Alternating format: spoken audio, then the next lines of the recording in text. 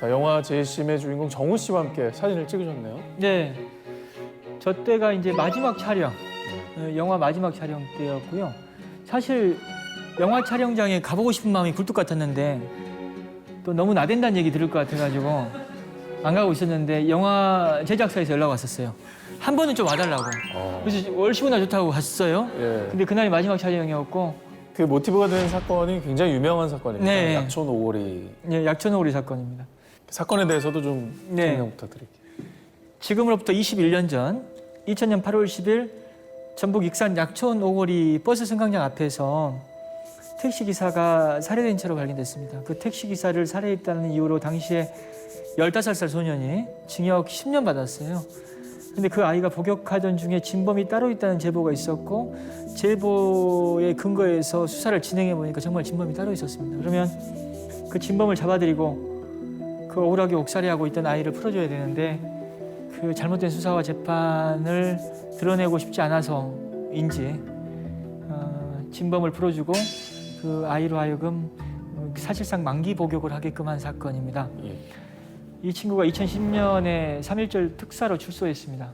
그때 이제 재심을 한번 해보자라는 얘기를 했었고 그때부터 이제 재심 준비를 쭉 해서 2013년 4월에 재심 청구를 했습니다. 그리고 재심 개시 결정은 2015년 여름에 나왔고 최종 무죄 판결은 2016년 말에 나온 사건입니다. 영화를 통해서 네.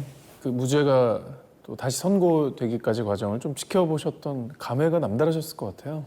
막상 영화를 그냥 관객으로 볼 수는 없어요.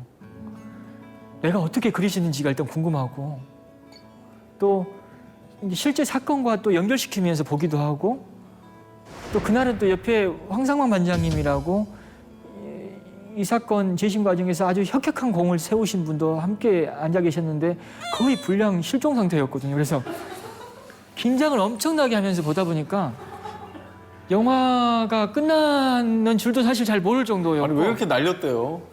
신을. 그래서 정말 영화가 상영되지 못할 뻔했습니다. 영화 상영 금지 가치원 바로 들어간다는 얘기 나왔어요. 나오자마자. 내가 한 게 있는데. 네, 그렇죠. 그리고 또 이제 또 모티브를 가져온 거기 때문에 그죠? 이제 재심 청구 준비하는 그 단계를 이제 집중하다 보니까 그렇게 네. 됐지. 진범이 잡혔을 때 2003년경의 수사를 집중했다면은 저는 단역으로도 안 나오죠. 예. 저는 그 후로 처음부터 끝까지 영화를 본 적이 없습니다. 안 봅니다. 좀 불편하세요? 예, 창피하기도 해요. 어색하기도 하고 또 왜냐하면 너무 정의롭게 그려져 있잖아요. 너무 정의로웠고 막 제가 진범을 잡으러 가더라고. 이건 너무하지 않나 이거. 사실 나는 이제 재심 변호사로 활동을 했는 건데 진범하고 이게 싸움도 하더라고요. 저기 격투신도 하니까. 사실 실제로는 진범이 따로 있다라는 사실을 외부에 이제 드러내고 나서는 그 진범이 사무실을 찾아올까 봐 걱정도 되고 겁도 나기도 했죠. 실제로 한번 안 그러시죠? 실제로는 범인을 잡으러 안 가죠. 무서워서 물론. 아니면 증거를 수집하기 위해서 가까이 이제 그 주변 사람을 접촉할 때는 있어요. 예. 근데 거기서 어느 순간에 멈추고 싶죠. 특히나 제가 사실 3대 나라 슈퍼 사건이라고 다른 재심 사건에서 그 사건에 또 진범은 제가 만나러 갔는데 처음에 내키지 않았습니다.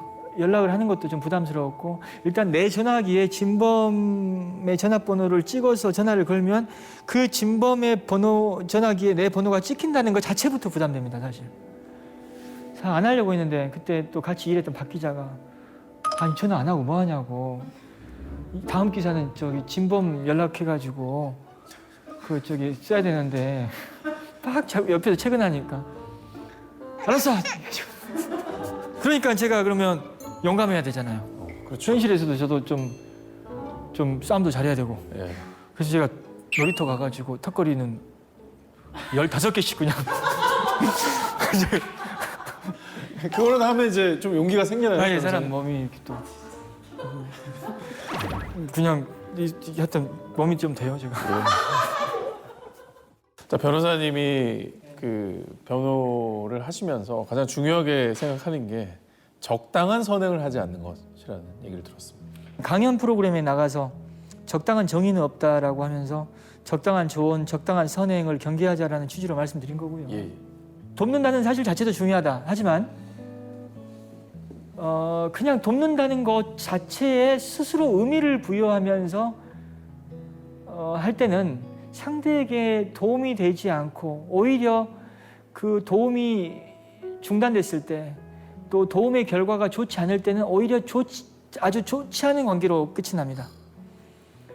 그래서 적당하게 하지 말고 때로는 정말 그 상대가 필요한 어떤 도움을 고민하면서 관여하는 게 필요하다라는 취지로 말씀드린 거고, 지금의 생각은 이 적당한 선행이 없다라는 말이 좀 주는 의미가 나는 저렇게 그냥 내 처지에 맞는 도움밖에 줄 수 없어라고 생각하시는 분들한테는 뭔가를 하지 못하게끔 만들 수도 있거든요. 그래서 또 적당함이 또 모여서 또 의미가 있을 수 있는 거니까, 그래서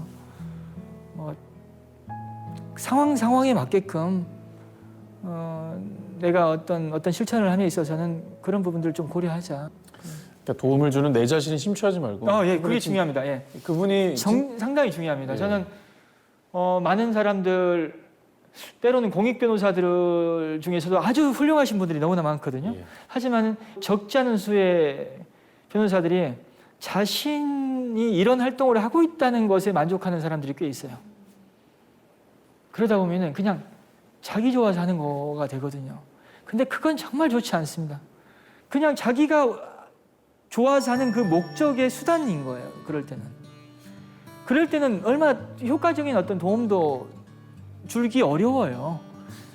그리고 자기 좋아서 하는 거기 때문에 상대방의 어떤 감정보다 상대방이 원하는 것이 때로는 내가 좀 힘든 일일 수도 있거든요. 예. 그건 안 하게 되잖아요. 그래서 그걸 좀 우리가 주의해야 된다. 어떻게 보면 우리에게도 참 뼈 있는 그런 말씀이신 것 같아요.